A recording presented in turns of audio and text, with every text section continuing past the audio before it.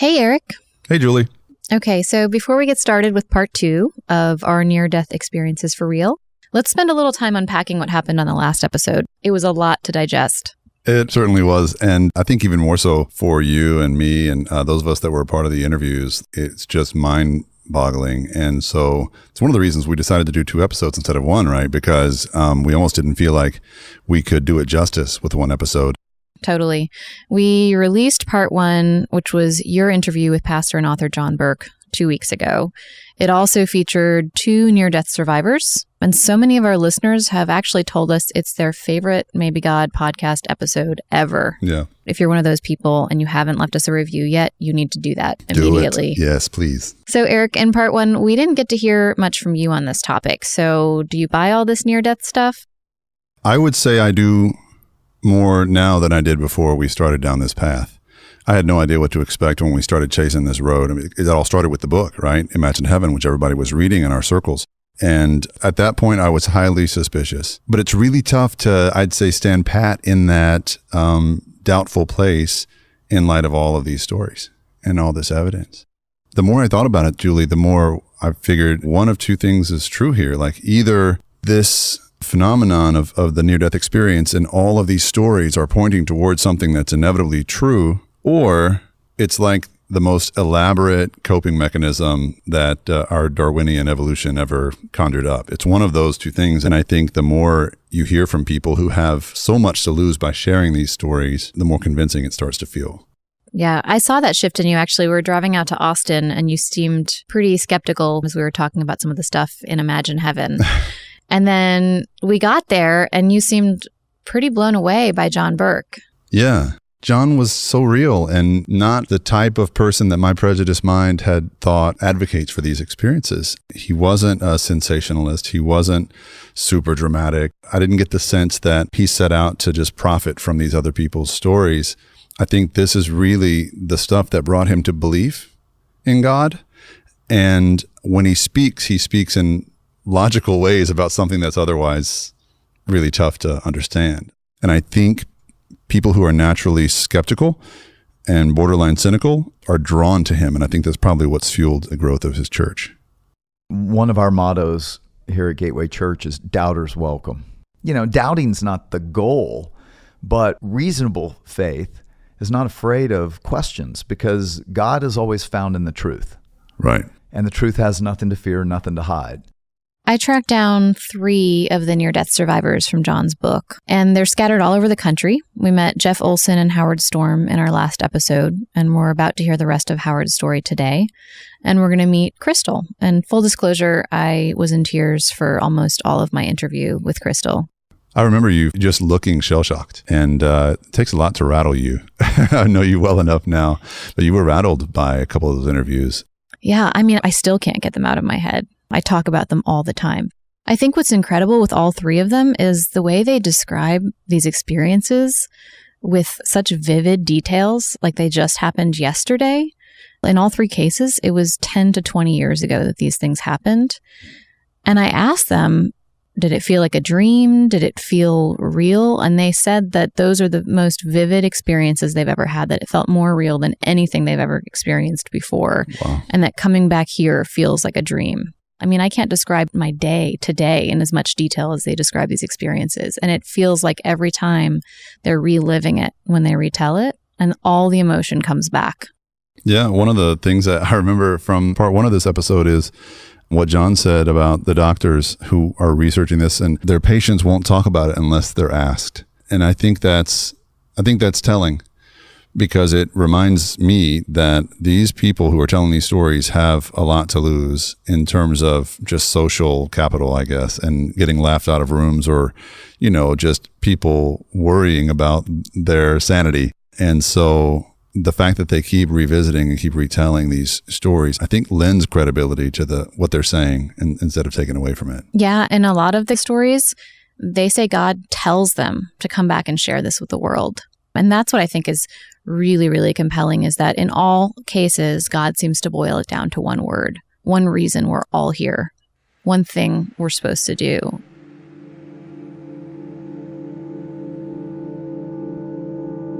Let's get back to Howard. Howard Storm was an art professor and an atheist. One day when he was in Paris with his wife and a group of his art students, he collapsed in pain and was raced to the hospital for emergency surgery. I was struggling to stay alive because I was very terrified of the prospect of dying, because I knew, like any sane, rational person knew, that when you died, you're dead and that's it, and there wasn't anything else. But that's not what happened to Howard. When he died in the hospital, there was something else on the other side. There were men and women. The more I resisted, the more they enjoyed tormenting me. And this went on for a very, very long time. Them biting and tearing and invading me in every way that they could. Did you feel pain in the moment? Yeah. Terrible pain. I don't talk about it, actually. I've never told anyone what really happened. And I can't talk about it now either. One thing John said that I thought was super interesting is how the afterlife is very vast, just like New York City he compared it to. So heaven may not look the same for everybody, and hell, there are different parts of hell that you can experience. What do you think, Eric, about Howard's experience? Howard's part in the hell conversation is what kept me up at night more, because I guess it's easier to believe in heaven than it is in hell. We want to believe in heaven. We all do. Even people that don't claim any religion want to believe that there's a pleasant or paradise kind of afterlife that our loved ones are in now, and we'll get there one day. But when we think about what it means if the afterlife is an extension of the life we're living now, then what does that look like if it's hell? If you really think about it, Howard starts to make a lot of sense. And what John said about hell starts to make a lot of sense, because what we're really talking about is worship. And if you worship something that doesn't deserve worship, if you worship a lesser idol for long enough, your life starts to revolve entirely around that thing. I mean, all we're talking about here is addiction, for example. And we only talk about addiction in terms of drugs and alcohol, right? But there's all kinds of addictions. Like, have you ever known somebody addicted to money? Absolutely. You want more of it. And when the addiction goes on for long enough, your whole life looks like a transaction. And the people that can offer you more of what you like are assets to you. And the people who can't offer you more money don't even exist to you, to the point that you slowly devolve into something you didn't used to be, a lesser form of yourself. So the question John and Howard raise for me is, what does addiction turn into in the afterlife? And their point is that if it's unchecked, if there's no reliance on the grace of God or no receptivity to the love that God wants to give us, then that continues in the next life. And that starts to look like what hell is. So it's disturbing, it's shocking, it's scary, but I don't take it as the kind of religious manipulation that I used to understand hell to be. I now take it as a really helpful cautionary tale of what my life can become, any of us. That goes for you as a pastor too, in some way, doesn't it? Totally. I mean, it's so easy. That's one of the reasons I struggled to trust John before I got to know him, because pastors will say things to benefit ourselves or our ministries, because we or our churches can become idols just as easily as anything else. But that's why John's authenticity kind of broke me of that. But yeah, pastors, just like anybody, I mean, religion can be your idol that takes you to hell. That's one of the things Jesus said a lot. Okay. I think that everybody's been anxious to hear the rest of Howard's story, so we should probably stop talking and get to it. Let's do it. So here we go. Part 2, our near-death experiences for real.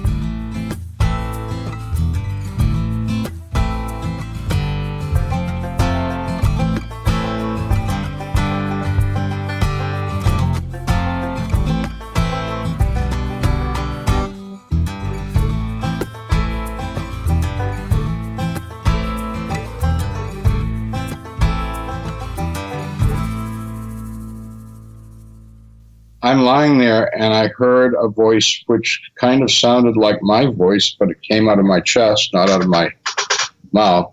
And it said, "Pray to God." And I thought, I don't believe in God.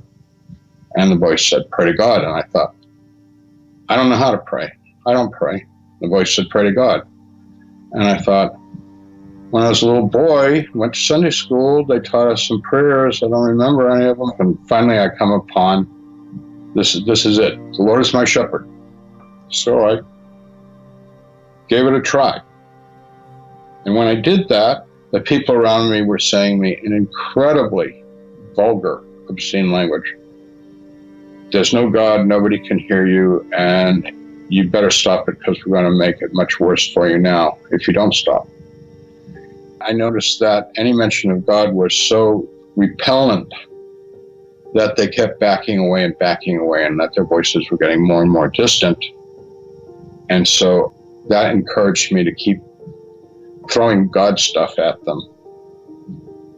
Eventually I found that I was the only sound that I could hear anymore. So I started thinking about my life, and I came to the conclusion that I had lived a crummy life, a selfish life, and that I had gone down the sewer pipe of the universe into the cesspool, and the people that attacked me were people just like me who had lived just more or less for themselves, and that they had nothing to do down there in this place of nothing except trying to dominate each other. And as I sank into the horrible prospect that this was it for me forever, my mind recalled being a little boy in Sunday school singing Jesus Loves Me, and more importantly, a vivid recollection of that was I felt what I'd felt as a little boy, that there was this great guy, this wonderful superhero guy named Jesus who really loved me. I desperately wanted that to be true. And so I called out, Jesus, please save me. And with that, a light appeared in the darkness and came over me. And for the first time I saw myself, and I was gore. I was looked like roadkill.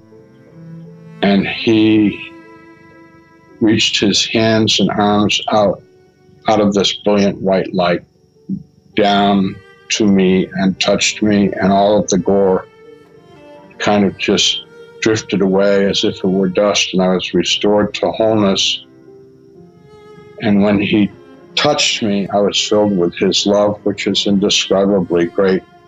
And his hands went behind my back, and he picked me up and held me very firmly up against his chest. And I put my arms around him and held on to him and cried out of joy. And he carried me up out of that place.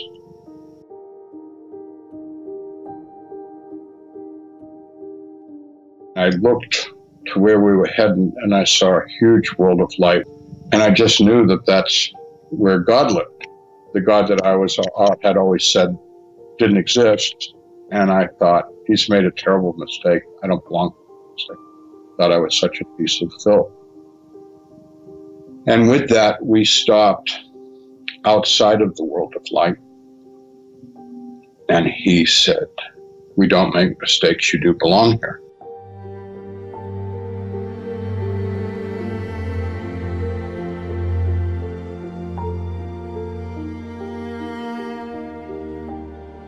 What did he look like? He was in a light so impossibly bright that if there were light in this world, it would have incinerated me. So he said he had some people he wanted to meet, so I refer to them as angels because they were the people that had been watching me over my life, my team, and they came over and they did a life review, which started off fun. And as we went into my teenage years, turned very horrible because I saw myself turning away from God, turning away from Jesus, turning away from wanting to interact with people. I wanted to manipulate people. People just caused me pain. So I treated people as objects for me to use for my own gratification. So the life review turned out to be a disaster. It was very painful because as we watched my life progress, I knew that Jesus and the angels were both extremely disappointed and unhappy with what I did with my life. And all the things that I'd done in my life that I thought were important, they told me those things are not important, and the things that I thought were unimportant, like my interactions with people, they would tell me those were the things that were important. So when we got done with the life review, Jesus asked me if I had any questions. And I said, I've got a million questions. And so he said, ask whatever you want. So everything I asked, he answered. He took me places. He showed me things. I asked him about war. And he said, God hates war. God doesn't want war. And I said, well, then what about the Holocaust then? Why did God allow it? And he said, God didn't want to allow it. But, God gives us free will, and we allowed it. And he said, I want to show you something. So we went to a concentration camp during the Holocaust. This is hard to talk about. We're watching the people being unloaded from trains and being sorted. And, the women and children and the old people being led off to the showers where they were gassed and cremated. And he was crying. I was crying. And he said, look up at the sky. So I looked up at the sky was filled with the smoke of the, smokestacks.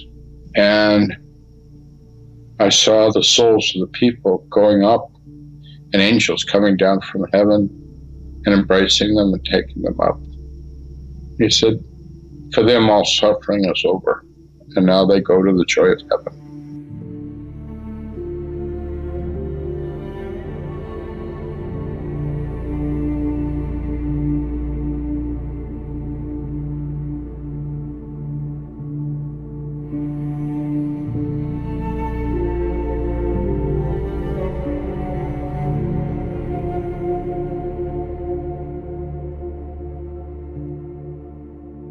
When it was all done, I said, now I'm ready to go to heaven. And he said, no, you got to go back to the world and you've got to try and live this stuff.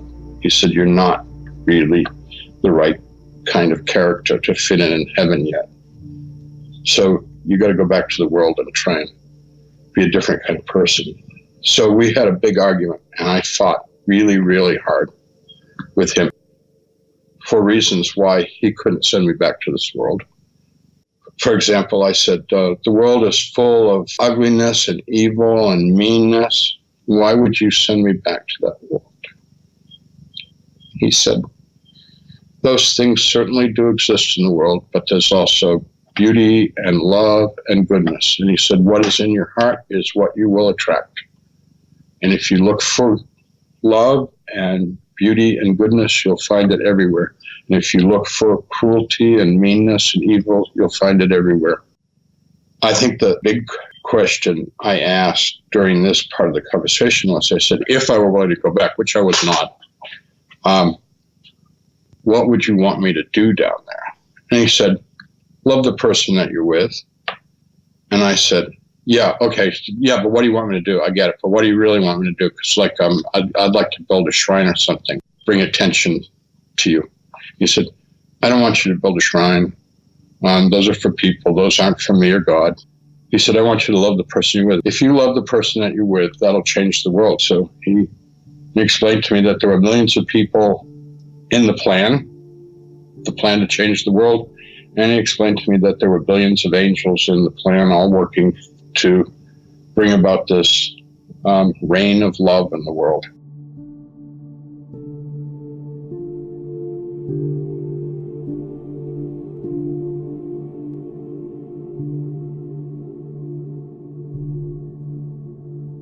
When you were back in your body, what were your first thoughts? Did you think it was a dream?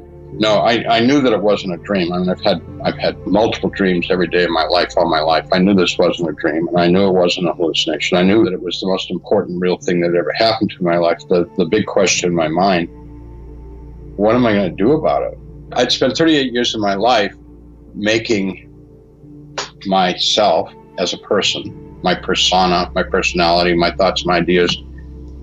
And I knew because of the experience now I was going to have to re-examine and rebuild the whole thing from top to bottom.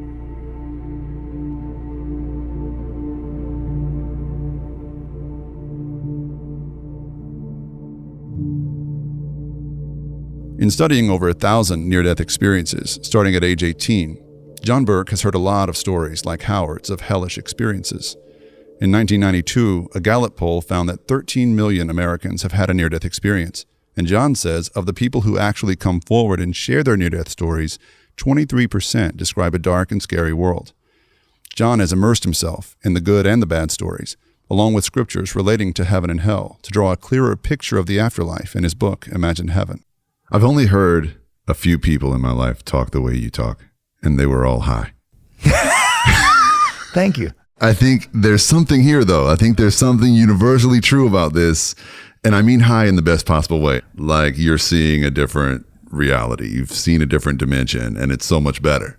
Well, I would agree with that in that I do think, I've never had one of these experiences, but I've talked to so many people now. You've experienced it by proxy. I feel like I have somewhat, and so I get excited about it, and that's why I finally wrote it. I wrote it knowing, okay, I'm going to take a lot of, I won't say the word for this. You can. You wouldn't be the first. But I think God wants people to know how real heaven is and how real the life to come is, and that the whole reason there is pain and suffering and evil in this life is because we've gone our own way, not God's way. And we are feeling what it's like to have God not rule. God doesn't rule. He only rules in the hearts of those who are wanting him to rule. And so heaven is the place where only those who want him to rule would even be happy there. Right. God will let anybody in. Anybody. One thing I've noticed is most of the flack you're catching about this book isn't from neuroscientists or medical professionals. It's mostly from Christian types, Christian leaders. And there just seems to be a lot of fear-based reactions to the stuff you're bringing to the surface. And I understand it, but I think I understand it too well because I was raised in a fear-based kind of Christianity where I think what the aim is to keep all revelation of God, all knowledge of God, confined to the four walls of a church. Right. So when stuff like this starts happening, we're saying that non-Christians go and see Jesus and like all this, and Christians don't, it gets really scary really fast for institutional Christians. It's because people don't ask questions enough and they don't wrestle with their faith enough. Yeah. I mean, why should Christians be surprised that everybody would see Jesus when Revelation 1:7 tells us that? All will see him, even those who pierced him. It messes with those core beliefs we talked about. It messes with a certain Phariseeism, which says, I'm special, God likes me more than them. You would never say that, but it acts that way. Like God somehow doesn't want anything to do with them until they become like me. That kind of attitude is actually what got Jesus crucified, in the name of God, by the way. Right. They were trying to protect God's reputation, supposedly. Now, reality is they were trying to protect their own power and control. That's right. Now, did people from other religions, other cultures, and who've believed other things in their near-death experiences, you've mentioned some of them see Jesus. Do they also report seeing their guys there, like the Krishna or Buddha? So it's interesting. In Imagine Heaven, like I write about a study done between 500 Indians and 500 Americans. Now, these were not Christians. And in fact, what I think they were trying to show is that near-death experiences are against all religious beliefs. Right. But what was reported was the same. So in India, they don't see the Vedic loci of the Hindu heaven. They don't experience or talk about reincarnation. They see a white-robed man with a beard and a book of accounts. They see this heavenly, beautiful gardens and people in white robes just bursting with light. That's similar in America. But what the researchers said is they experienced their life review, and even the good and the bad, but God is not judging them. They're judging themselves. You're your own worst judge. Now, many of the researchers who don't know the Bible conclude, see, God's not judging. You're just judging yourself. So just stop judging yourself and it's all good. Right. We all go to heaven and everything's good. The problem is Jesus said it. By your own words will you be acquitted. By your own words will you be condemned. Yeah. And he said, every motive, every thought will be brought to light. But the other important thing to realize is Jesus didn't come to condemn us. Yeah. He said, God so loved the world, he gave his only son, that whoever believes in him should not perish, but have eternal life. Right. So it's just a gift. Do you want a relationship with him or not? Right. It's that choice. But he said right after that, I did not come into the world to condemn the world, but that the world might be saved or set right. Right. Through me. What did this all mean to your Christian worldview, though? I mean, does it open the gates wide to anyone and everyone, whether or not they know Jesus in this life? In that passage you just referenced, he says, anyone who believes in me. Yeah. We were talking about how I'm an engineer, I was a skeptic, I was a doubter. So my biggest question had always been what I think is this generation's biggest question. It's that question of, what about the little Hindu kid who grows up with a granddad who's a guru and have never heard of Jesus? You mean God's just going to send all those people to hell? I don't think that's actually clearly what the Bible teaches. Okay. And here's why. My friend Jaya, he is the little boy with a granddad who was a guru in a village in India, never met a Christian, never read a Bible. He had this desire to know, is there really a God, or is this really real and true? He breaks into his granddad's ancient scrolls. They were literally like palm leaf scrolls. Reading in the Rig Veda, he reads about the God of light who comes as a man, the Purush Prajapati, to sacrifice himself for the remission of karma. Karma is like sin. It's like the consequences of right and wrong action. Sure. And he goes, I have to know the God of life. And this traveling holy man comes through, stays with him because his granddad's the guru. And he asks him, do you know the God of light? And he said, I can introduce you to someone who does. Come with me on this train. Right. He goes 400 miles north up to Delhi. And halfway, the holy man and his assistant steal all Jaya's stuff and are gone the next morning. He doesn't have a train ticket. He gets kicked off the train. He's despondent. He's going to kill himself. He lays down on the train tracks and he says, God of light, if you are real, rescue me. I see no reason to live. And he sees this light. He thinks it's the oncoming train, brighter than the sun. Next thing he knows, he says, I am the God of light, who you seek. My name is Jesus. Jaya comes to faith in Jesus, never meeting a Christian, never seen a Bible, and devotes the rest of his life to serving Jesus. You feel like that's the case a lot when you look at the different ways religion works throughout the world. And do you think God's left breadcrumbs? I do. To Christ? I do. In other religions? I do. Even if someone has picked up those breadcrumbs in this life and has never professed Jesus in this life, they will be familiar enough with him in the next. Yeah, not everyone would agree with me with this, but I'll tell you my theory. So I think what we know is that Jesus died for the sins of all humanity. That's all humanity before he died. That's all humanity since he died. And the only thing it takes to apply that to us is faith or trust in God. The question is, if you don't know, where does that leave you? Well, we know without a doubt, if you believe the Christian scriptures, that there will be people in heaven who never knew the name of Jesus. Abraham, Moses, Rahab the prostitute, the Queen of Sheba who came seeking God, all the Ninevites who were evil pagans, right? Yes. And I think Jesus was pointing this out even to the Jewish people who had become, it's all about us. I think what he's showing us is that God knows the human heart. And he knows if you did know what he had done for you through Jesus, would you accept it or would you not?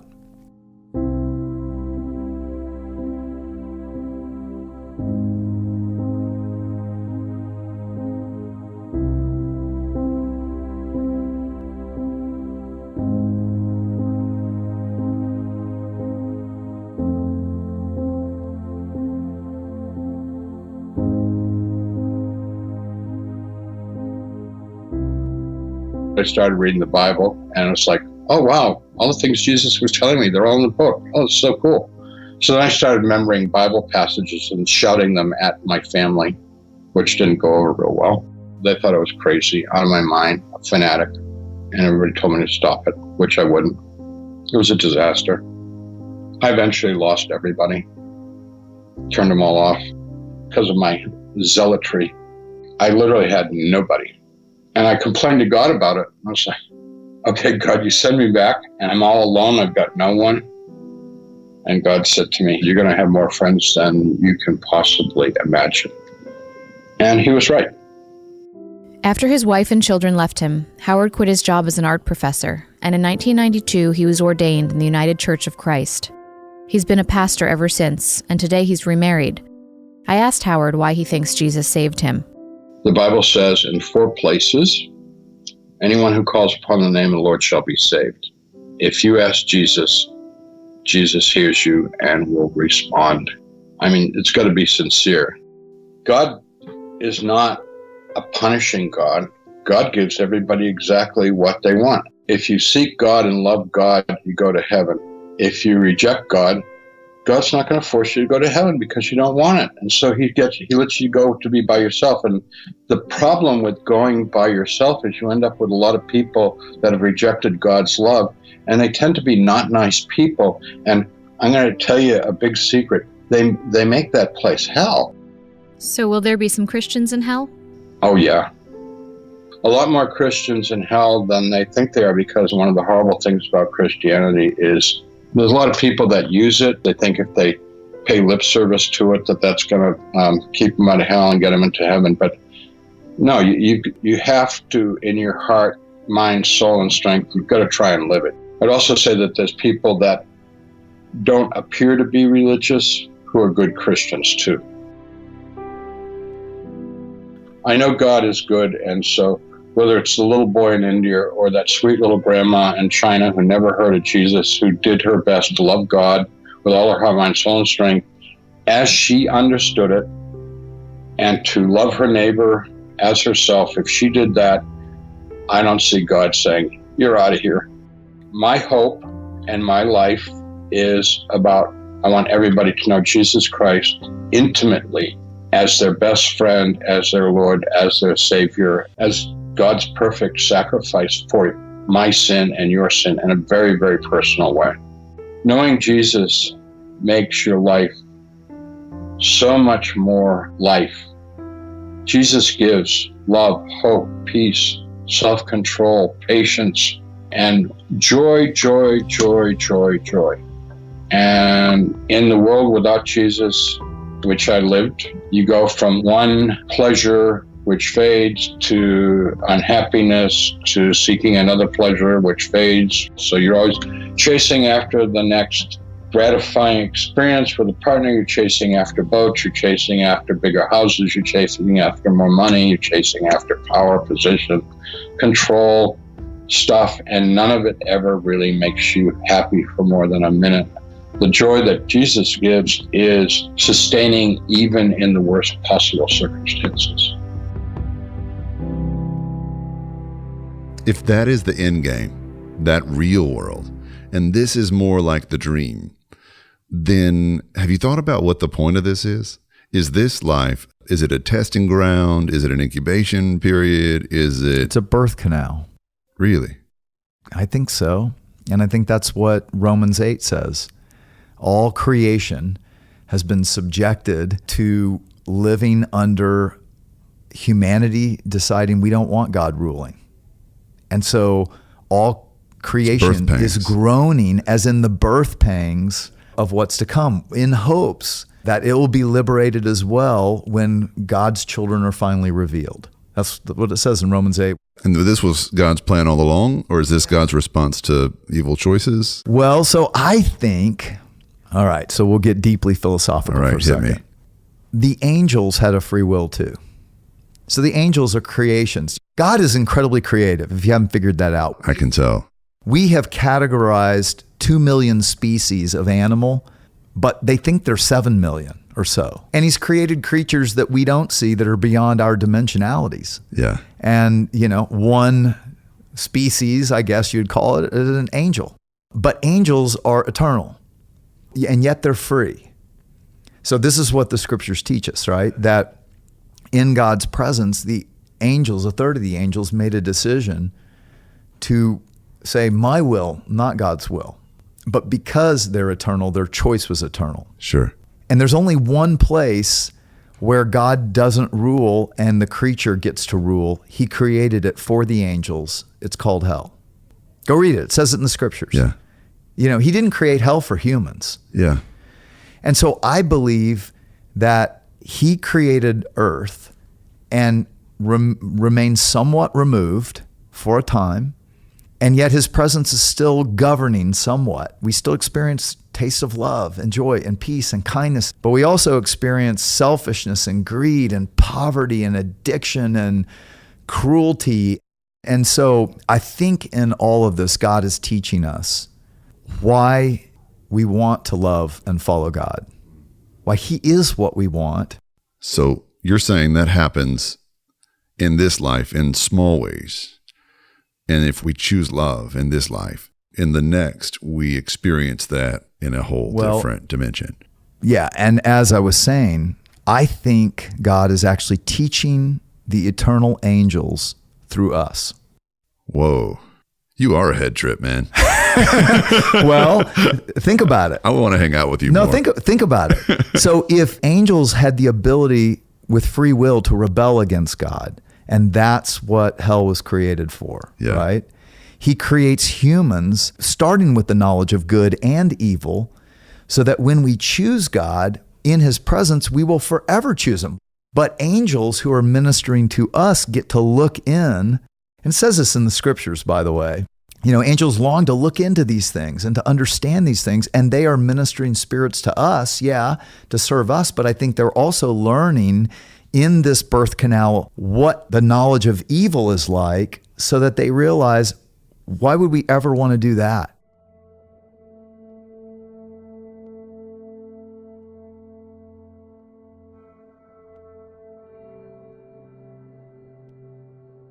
Crystal was a 32-year-old mother of 4 when she went into the hospital for a routine procedure the morning of December 10th, 2009.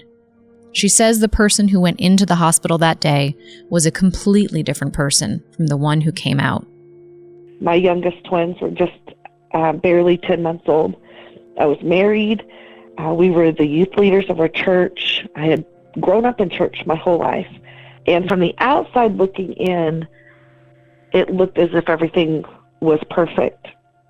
However, what lied within that life was a lifetime of secrets that I had kept. I was sexually abused from the age of right around 3 and 4 to the age of 12 by many members of a family, extended family. And so because it started at such a young age, there was so much confusion, yet it was all I had ever known.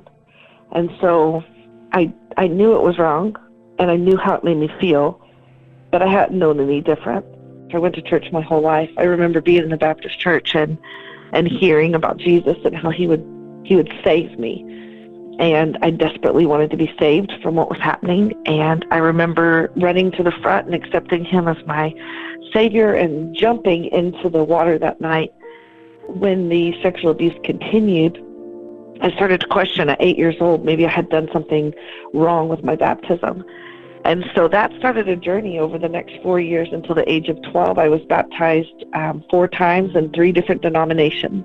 I mean, I was seriously seeking this salvation because my child mind thought he would save me from what was happening. And so at the age of 12, when the abuse continued, I really came to the realization that I had one of 2 things. Either 1, God was real and he just did not love me, or 2, there was no God. And I would go through my teenage years. I became very rebellious. I got into drugs, I got into alcohol, I became very promiscuous. And at the age of 17, I had my first child. At the age of 19, scared and alone and terrified to put my family back through another pregnancy, I walked into an abortion clinic alone. And I can remember walking out that day and thinking, I will never tell anyone. And if there was a God, he could never love me after this. And I just kind of attached this guilt and this shame. It became almost like my armor, almost who I was. And, I didn't have a relationship with God. Jesus was different to me. For some reason, Jesus appeared to be loving, whereas God, I was so afraid of.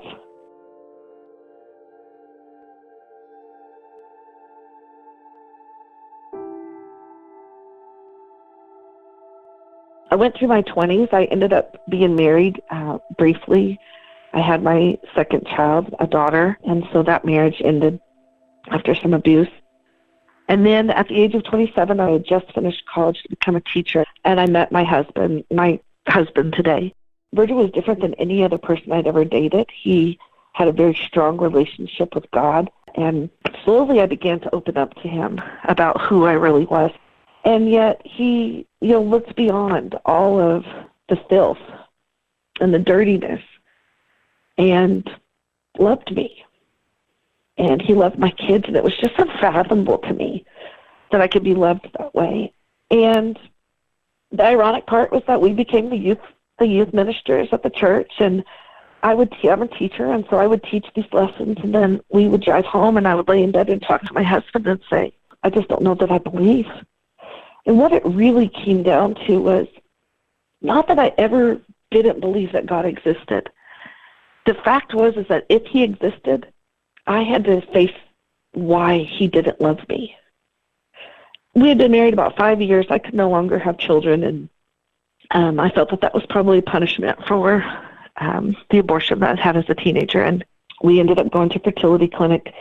And I had prayed before we went, and I said, God, I don't know if you can hear me, but he deserves to be a father. He's so wonderful. And I said, and I'll know you're real if we get pregnant. And so we went through our first round of IVF, and we got pregnant right away. And I went back into my little bathroom, and I remember crying and praying to God and saying, no, but I'll really know you're real if it's twins. And we found out we were having twins, and then I went back into that little prayer closet, and I'd say, no, but I'll know for sure you're real if it's a boy and a girl. And they told us we were having a boy and a girl. And that should have been enough right there. And it just wasn't. I was too afraid. 10 months after giving birth to twins, and still doubting everything about God, still filled with shame and guilt, Crystal went into the hospital for a routine procedure. They accidentally nicked her pancreas, sending her into pancreatitis. The doctors told her she'd be in the hospital for 4 days at most. And I saw my mom sitting at the foot of my bed. And she had her back to me, and she was reading a magazine, and instantly, this peace that I had never known in my entire life wrapped itself around me, and I knew immediately that I was dying, and I wasn't afraid. And I had just this tiny bit of air left within my lungs, and as I was looking at the back of my mom, I pushed out the words, I love you. And then I closed my eyes. And literally within that same moment, I woke up in heaven. I found myself standing in this realm, the most beautiful realm that I had ever experienced, and I knew everything. I knew that I had just died in that hospital room, but I knew that I was the me, the true me that had existed from the moment that God had created me. Not the moment that I became Crystal on earth, but the moment he created me. And I had never felt a freedom like this before. Instantly I was greeted by 2 angels, and I was so excited to get to speak with them, and they were eagerly as excited that I could hear them, because I knew that they had been with me every second of this human journey. And now here I was, I could actually see them and hear them. And I became aware of another presence to my right. And as I turned to face this other presence, immediately I was engulfed in this golden, pure light, and I just fell right to my knees. And I remember just worshiping and crying because I recognized God. I did it meet God. I recognized him. And immediately in that moment, he wrapped himself around me. And what he is love. The most purest form of love. Here, this God that I had feared my entire life, upon me being there, scooped me up and held me in his love. God knew how dirty and broken I was, and yet he scooped me up. And as I laid there at his feet, I looked down what I would call a tunnel, and I noticed the entrance to heaven. And God said, once we get there, you can't come back. And in that moment, he showed me a vision of my children, and he told me I could go back and I could be their mother. He showed me that the plan for their life was perfect, just as all of our lives' plans are perfect. And I very quickly just said no. I didn't want to go back. And so the vision of my children disappeared, and I continued to go towards the end of the tunnel with him. And then I saw her, this beautiful little girl dancing in the light in front of me. She was probably 3 or 4. She had on a beautiful white dress with yellow flowers. She had a little basket in her hands, and she would just laugh and play. And I remember instantly looking at her and making a claim, like, she's mine. She belongs to me. And I wanted to just get to her as fast as I could and scoop her up in my arms and love her and hold her. And just, I'd never loved anything the way I loved this little girl. And every time she would laugh, I noticed that I was swelling, like my spirit was just blowing up like a balloon, filled with love and pride for this little girl. And then I remember saying, I'm going to explode. I could not hold the amount of love that I had for her. And in an instant, God took it all from me. And he showed me how he had allowed me to look at her through his eyes. And when I looked back down at her, I recognized her as me, as the 3-year-old me who wondered why he didn't love me. And in that moment, something happened that 20 years of counseling had never been able to happen. He healed me. In an instant, he told me that he had never left me, that he had given us the gift of free will, and I was hurt by humans, but that he had never abandoned me, and that what had happened to me and what had been done to me had never tarnished how he viewed me. And it changed me. It freed me.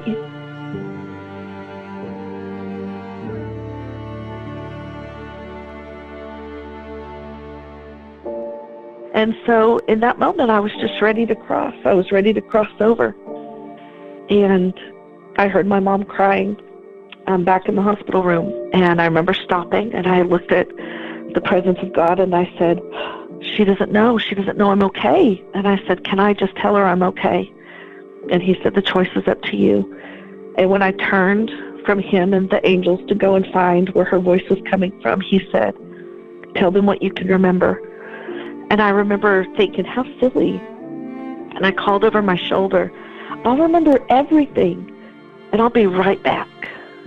And December 10th, this year will be 10 years from that moment. And it still wrecks me. And I was so angry when I first came back, because this wasn't what I had chosen.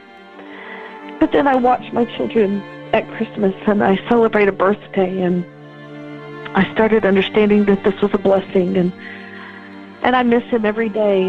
I have a relationship with him, but what I didn't realize was that last thing he said to me was the most important directive that I would ever be given. Tell them.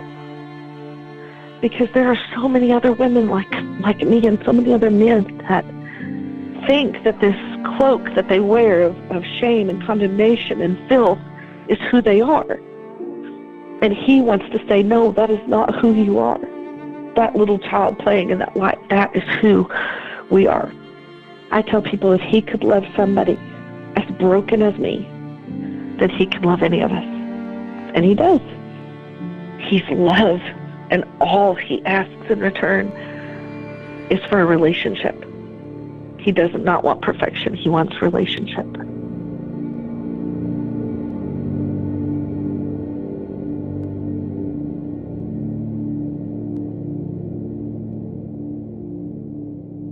I feel like I've been dealt such a good hand, but so many people have not. And so I think when I hear a story like Crystal's, there's so much mercy in that from God. Well, it's what God is doing in the world. He's creating wounded healers, because the most powerful is someone able to reach out to somebody who's been through the same thing and say, there's a path forward from here. You don't have to stay stuck here. Yeah, I think about the Crystals in life who don't have a near-death experience with God where they see themselves as that 3-year-old girl. I've seen God heal many of the same things when they find a community of people who have walked together with God and with each other and have found healing from the same thing.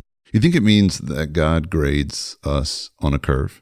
I've lived an easy life. Is my, do I not get the same curve that a Crystal does? Well, I'll tell you, Eric, when I came to faith, one of the things that I kept hearing that I hated was, to whom much is given, much is required. Right.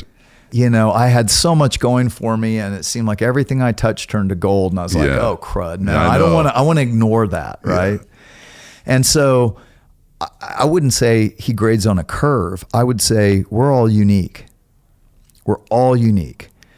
And he knows us. He knows us, and he knows what he's given, and what our path is to be faithful to him with what he's given, which means to be faithful with the gifts, with the resources, with the responsibilities. But it's not hard. It's not a burden. This is what Jesus said. It's so amazing.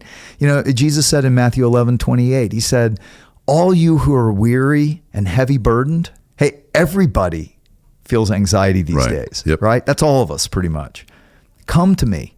My yoke is light. My burden is easy. I'm gentle and humble of heart. Come learn from me, and I will give you rest.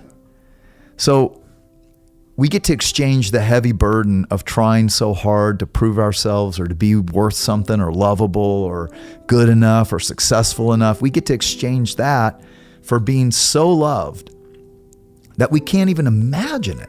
And out of that place of peace and a place of connection and relationship with the God of the universe, now we're free to use our gifts not to prove ourselves, but to serve God and love others. And that's all we have to do. And that's heaven. And each one, has a unique path. Each one has a unique burden. I love this line you wrote. You said, heaven will be the place where you realize how uniquely loved you are. And God doesn't want you to wait until heaven to experience that. Yeah. It's profound. It all comes back to love and knowing how uniquely loved we are. Yeah. It's beautiful. It's so simple, isn't it? It is.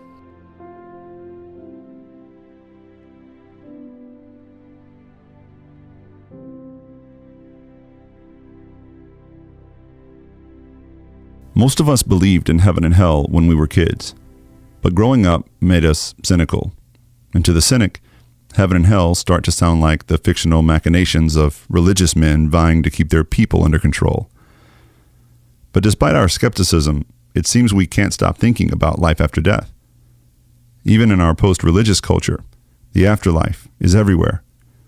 Of all our episodes so far, we've received the most feedback about part 1 of this show on heaven and hell. So I figure one of two things is true. Either we're so afraid of the finality of death that we'll suspend our disbelief and listen to stories like the ones in this episode, even though we know they're not true. Or the reason we're so curious about eternity and God and heaven and hell is because we know, deep down, this life is not all there is. Deep down, we know there's something more. Colossians 3 says, set your minds on things above and not on earthly things. Clothe yourselves with compassion, kindness, and patience. Forgive each other as the Lord forgave you. And over all these virtues, put on love, which binds them all together in perfect unity. Thanks to John Burke and all our guests on this episode, I'm feeling inspired to set my mind on things above and to put on love, because that's truly what it's all about. I hope you're inspired too. As always, thank you for listening to Maybe God. I keep fighting voices in my mind that say I'm not enough.